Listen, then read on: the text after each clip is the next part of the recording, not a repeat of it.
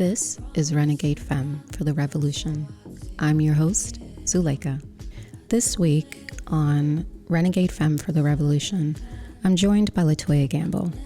LaToya is owner of Heaven in Your Home Catering and One Body, Many Members, a nonprofit organization she established to help folks that are transitioning out of homelessness into a more stable way of life through advocacy and a culmination of resources. Hi. Good morning. Good morning. So thank you, LaToya, for joining me today. My pleasure. So I wanted to invite you in because we've met recently, Yes. a few months back, officially, because I had actually met you. I don't know if you remember the afternoon over at Bakery 27. Yep. Yes. But we officially met during one of your spectacular events, your A Place to Call Home Gala. Yes. And for those who are listening who do not know LaToya, this is LaToya Gamble. She is a caterer and a homeless advocate and so many other wonderful things that we're going to learn about today. So if you could just introduce yourself. And Yes. So my name is LaToya Gamble. I have a catering company called Heaven in Your Home Catering, and I have a ministry called One Body, Many Members. And so I would kind of like to just, run people down the timeline on that situation today, of just how they can overcome life, kind of like a thriving to surviving, or surviving to thriving. Right, and this is through your ministry. Through my ministry. So tell me about the ministry and the work that you do through that. So the ministry, One Body, Many Members, what we do here in our community is just focus on our unfortunate homeless people that stays in tenant areas in the woods or local lodges and motels here. Mm-hmm. And how do these people find you, or how do you find them? So basically, it's me finding them, basically me going back to my roots. I used to be homeless. I've been homeless twice in my life, and one of my stays were in the local lodges and motels here in our community. So nobody came for us, sort of say, that because most people ride by and don't really think about people just live there. They might think people just go there to rent a room for a night or two and then get in their car and go on up to their next destination. But not true. People stay there, and everybody that stays out there are not drug addicts or are not doing anything bad. So me and my family stayed out there. Nobody came for us. So I just, made that a point of view when I did get up out of there to always make sure I went back. Yeah. So you have that firsthand experience of feeling unseen by the world. Yes. The rest, we're all out here trying to live our lives and do the small things that we have to do every day. And sometimes, we don't really understand or really see the world that's around us in its full view. Right? Yes. So it's not that people are ignoring or they're unaware. We're also tied into our daily survival, that it's hard to notice other people's suffering. I call it people don't see it as a bird's eye view, meaning you're not really seeing the whole over thing. Like you said, you're just kind of looking at it from your perspective or your little way, but it is a whole nother world. Right, right. I mean, I mentioned at the start where we officially met at your gala a few months back, which was, really beautiful. Got a chance to dress up. It was one of my favorite nights. And just really, I was really hit hard by some of the stories that were shared. And I remember that scene where you had those of us in the audience that paid, bought tickets to go to support the event, be part of reading out loud the stories of some real people that were there that have experience with homelessness and, lack of resources. And there was one that was really hard to digest because some of the stories are very familiar. Someone loses their job or they lose their home through, many reasons or different obstacles. They get sick, they get thrown out, family or whatever it is. one of the stories that was really hard for not just for me, but I looked around the table and everyone kind of looked down for a little bit. And it was a story of the college kid who was homeless while attending our local university. And because he didn't have money to pay for housing. Yes. And it was really hard for people to comprehend, because you don't really understand that. Like, you send a kid off to school, they're supposed to be, taken care of. They're in a home, they're in campus housing or apartment housing, whatever it is. That's part of the whole experience of going to college. Yes. And to think of this young person who left their family to come to pursue an education, higher education, and then find themselves without a place to stay. It was really heartbreaking, to imagine that scenario. And I think that was one perspective that people aren't used to hearing. Yes. Not only that there are a lot of young people out here that are homeless, not through drug use or being thrown out of their homes or running away. A lot of these kids find themselves in situations that are outside of their control. And in that case, one of the questions I had was, well, where was the faculty in this? Where was the university in this? Where was the community? Why did this happen to this kid, and why was it allowed to even happen? Like I said, people don't see stuff in a bird's eye view, and not discrediting the college at all. It's just so many people out there, so many things. So it's easy for people like him to fall in the cracks. The stories that we did have, they were true stories. I actually interviewed, and I knew, like, I just didn't put names with it. I wanted to keep them confidential. But all of the cards that was read that night, or anything you see on the table, they was actually true stories from people who did stay out here. And then, and when I got to him and wanted to know, okay, what is your story?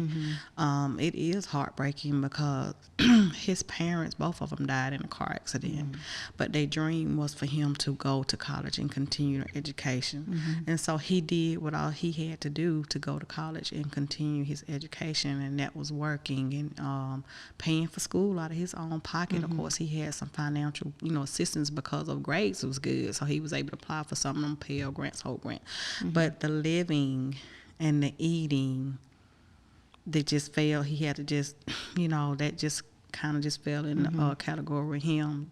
Not having something had to be gave up, and his education wasn't going to be one of them. So that's where my ministry steps in and helps feed and helps house and help, those people just kind of just, on them last legs, or just need a little hands up. I said hands up, not hand out, because some people just need hands up, just to make it, make it a little bit more further. So that's what this ministry is about. Yeah. So can you give us an update on him? Yes, he is in his senior year this year. Praise God. So I am so excited. I'm ready to go to the graduation.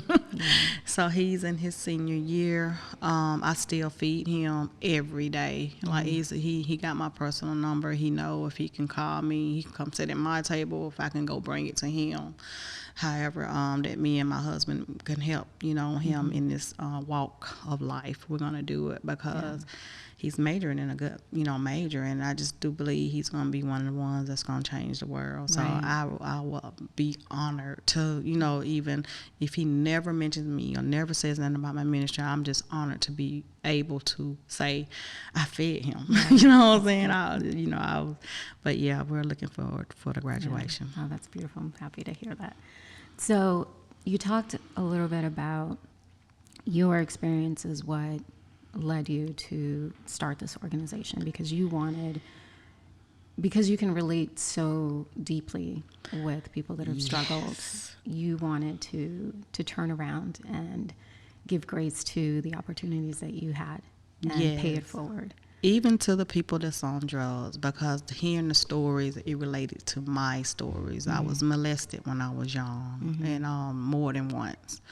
And so by family members. So that being said, that led to me being a promiscuous life and just not knowing who I was, and trying to numb the pain with drugs and just whatever. So, no child wakes up or when you see drug addicts, or when you see prostitutes, or when you see whoever, they have a story. They just don't wake up and say, hey, I'm going to be a drug addict one day, you know, or hey, I'm going to do this. They have a story. So my intention is to find out what's your story. Once you can find out what the story is, or what the root of that tree is, then you can start dealing with that root to have a healthy tree.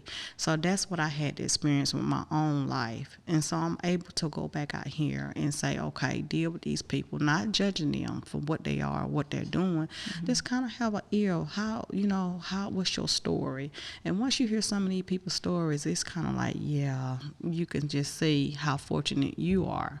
So a lot of people's stories is just really my story generally. Right. And so I'm able to navigate to them how I navigated through life, or what helped me. You know, a lot of people say, well, I don't have that story, so I can't help nobody. Yes, you can, because a listening ear, everybody has some type of resource to give to somebody.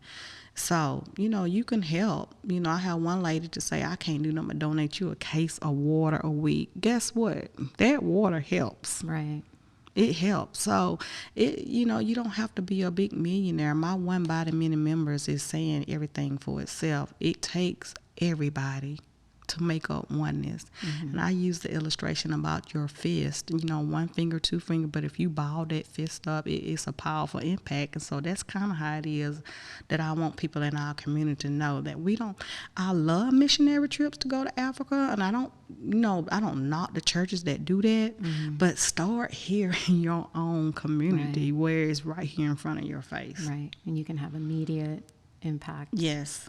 By just simple things like Yes. helping to feed someone, or give them some level of dignity by just even acknowledging that they are part of this world too. Yes. They're part of this community as well. And I think in that small way, it can really, you can help in that way if you can't help in any other way. Exactly. Just acknowledge that they're human, have some compassion. You know, just because someone's life or direction or actions are different than yours doesn't make them any less deserving of love and compassion. And I liked, we talked a little bit earlier before we got on about one body, many members, and your goal is to have the available resources that are in the community, you know, at this local level, city level, state level, that you can then provide or help these people find the resources for. And some of that, we talked a little bit about some of the challenges for people to get to those resources, because they exist. Yes. But they're hard for someone who is coming out of homelessness. If they don't have a vehicle, if they don't have small resources like transportation or friends and family, what are some of the challenges that you see firsthand with just that part of it? Like how hard it is to even access the resources that are available? It's very hard. No transportation, no. When you're coming out of homelessness, you're really oblivious to resources. And then when you try to go to certain things, you're not really getting the full information that you're not getting the breakdown, what I'm trying to say, of like go fill out for this and go fill out for this or go so and so, but you gotta have a direction on, okay, how do I go, you know? Or you basically, I ain't saying you gotta have somebody to babysit you, but you really gotta have somebody that's gonna be patient and take their time and say, okay, let me get you to this place. Once I get you to here, then they're gonna take you and do this, not just, you know. I think with nonprofits these days, they get so many people in, and it's a kind of frustration. Like when I was homeless, I called on a resource to help me, but I wasn't able to get to my appointment. So by me missing that appointment, when I tried to call back and get assistance again, they was like, no, you can't because you missed your appointment. Right. And I'm like, well, I didn't mean to. Like, I didn't, at the time, I had to use somebody else's phone for one thing to get the appointment. And then I didn't have the transportation like I thought I was going to have that day to get there. Right. But once I was trying to explain to them what happened, it was just like a no. It was like a cold no. Like, yeah, like, so that kind of in itself kind of, you know, make you just feel like, well, what's the point? Right. There's all these obstacles unnecessarily put in place to almost distract you, or maybe distract is not the right word, but keep you from taking these small steps that can actually help. Yes. Right? Like I said, the resources are there, but they're not set up in a way that can actually help someone. If you don't have a vehicle, especially in this state. Yes. You know, it's not like public transportation is open to everybody. And even if it were, you know, $5 to get somewhere, it's an obstacle for some people. It is. And so it's wonderful that the world has people like you that have enough compassion and have come out of it and understand the challenges to where you are actually creating something that can help people and not create more obstacles for them.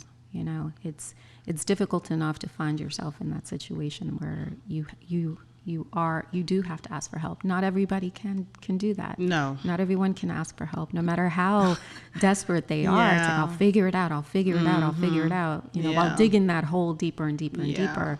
I'm one of those people. Me so too. I can relate to that. Yeah. It's very challenging to just say, you know what, I need help. It's very challenging, especially when you're not used to it. You're used to just kind of doing it for yourself. Right. And I try to provide that. It's the little small things. Like I have people that say, I donate canned goods. And I don't want to say no. Because they don't think about if I don't get the Pop-Top canned goods. Yeah. People with can openers. Right, you need a can opener to open it.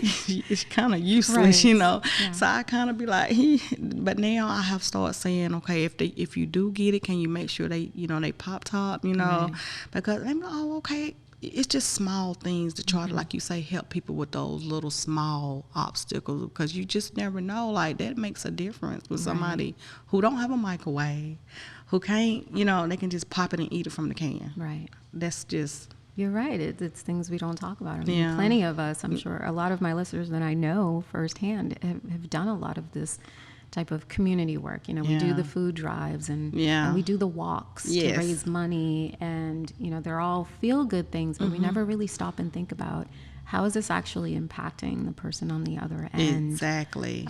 What is it that they really can use? Exactly, because I had a lady that come out from the hotel I served at and gave me a bag full of canned goods. Like, she couldn't use them. Right.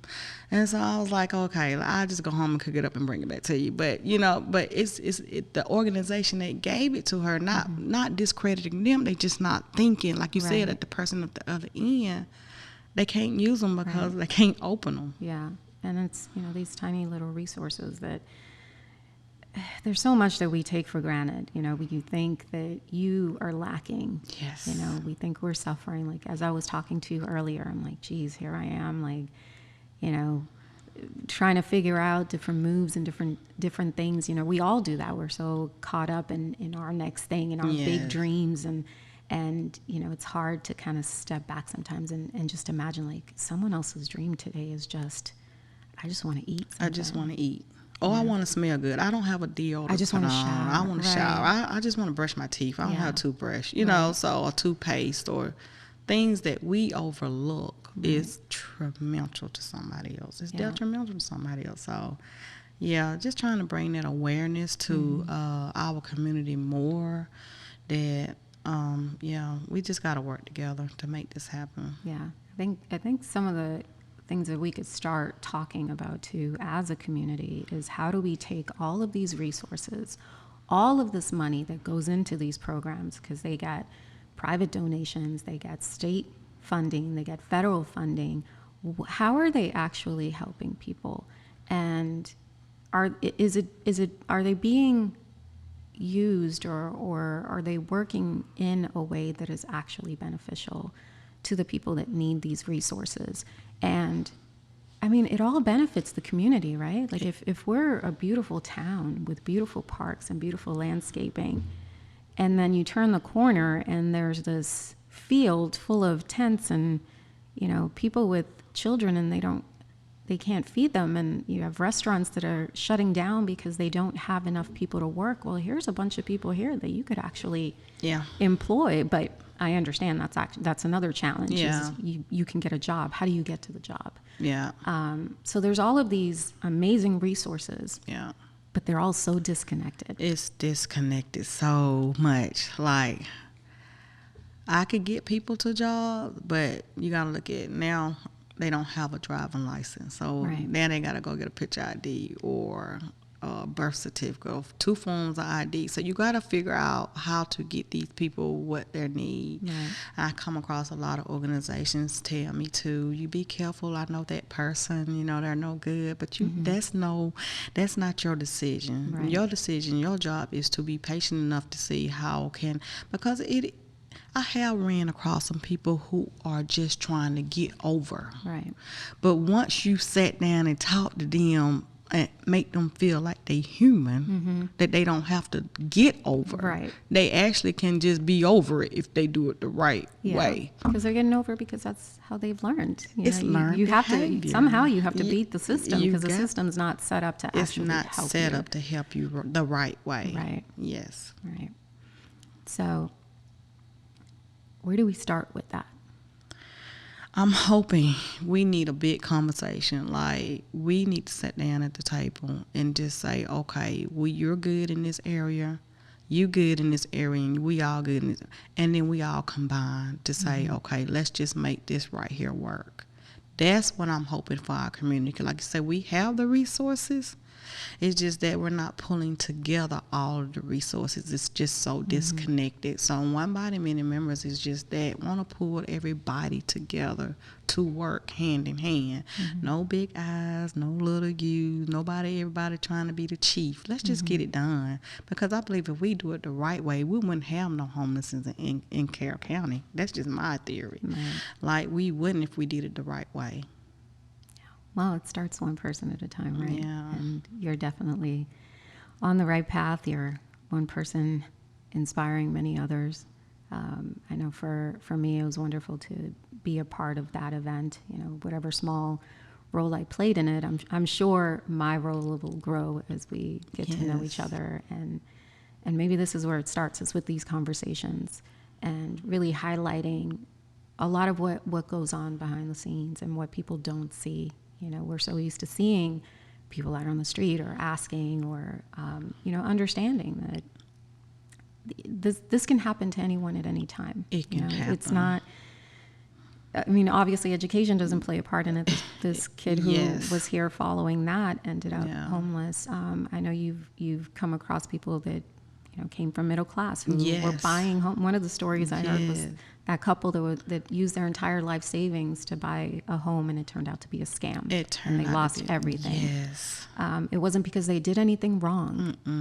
It's we're all out here following our path and trying to do the best that we can. And sometimes circumstances are that where a lot of things can spiral very quickly down, and sometimes it takes your heart and your mind down with you too, to where you can't even see how to pull yourself out of it because of, we don't talk enough about the emotional and the mental plays and obstacle that go into a situation of someone losing their home. Yes. That's your safe space. That's, what you really start understanding what a home means when you are so down like that you really you can't ask for help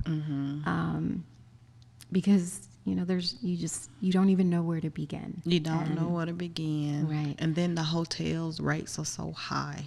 Time you trying to get up on your feet, the next following week done rolled around for you to pay your $200 a week. Right. You know what I'm saying, or $300 a week. So and you're trying to get yourself back together. It's all these little things that can just come down on you so hard. And like you said, for you at one point, even just saying like, what am I doing all this for? Let me just this is the new lifestyle. And I'm sure that happens for the majority of people. where you give up. Yeah. And I think that's another side of it that doesn't get addressed is the emotional toll, the mental toll that this takes. I mean, there's a lot of us out here suffering with depression and addictions, and we're living pretty good lives. Exactly. You know, it's because of not being able to manage certain stresses or having the capacity to cope with certain things. So just imagine when your stress is compounded, not just by, I don't have a place to live, or where am I going to eat, or how am I going to do this? I can't even think about getting a job when, you know, there's all these other things that are necessary for my survival to even get to that point. To get to that point, then you got somebody, your neighbor, knocking on your door saying, "Hey, you want a cold brew,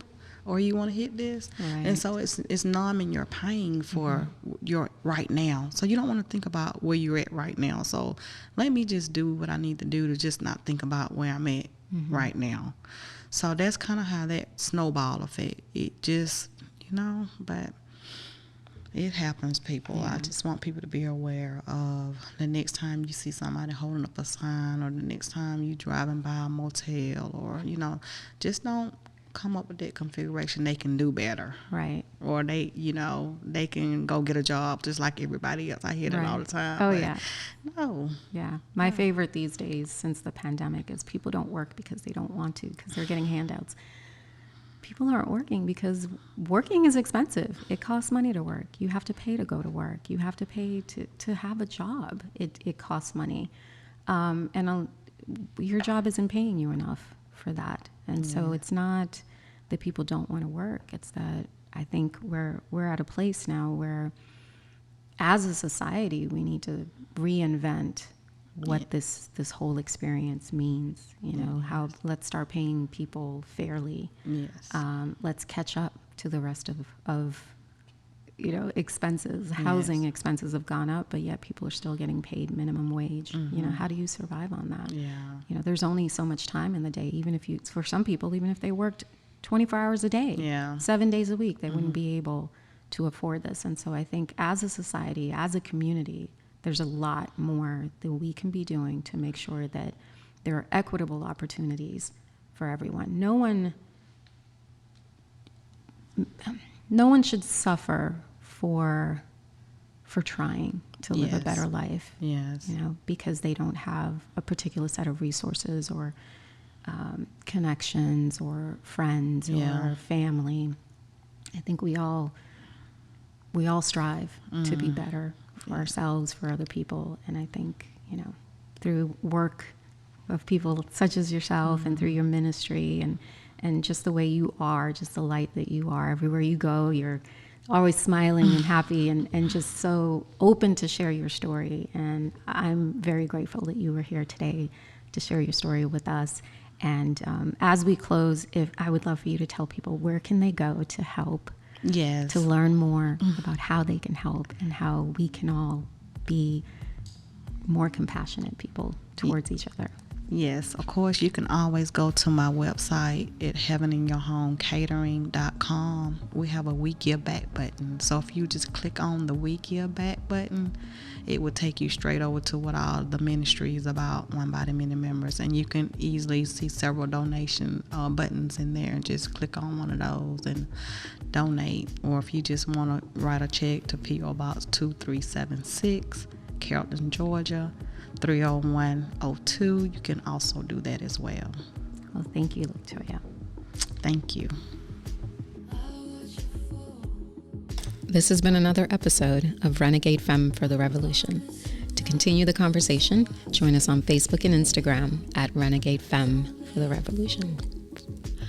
You can connect with me, your host, at Zuleica Rendell on Instagram. Be sure to click follow on Spotify, Apple Podcasts, or whatever platform you're listening on to be the first to know when the next episode is released. Renegade Femme for the Revolution is recorded in studio at the Content Creation Center. This episode is produced and edited by Schiller Productions.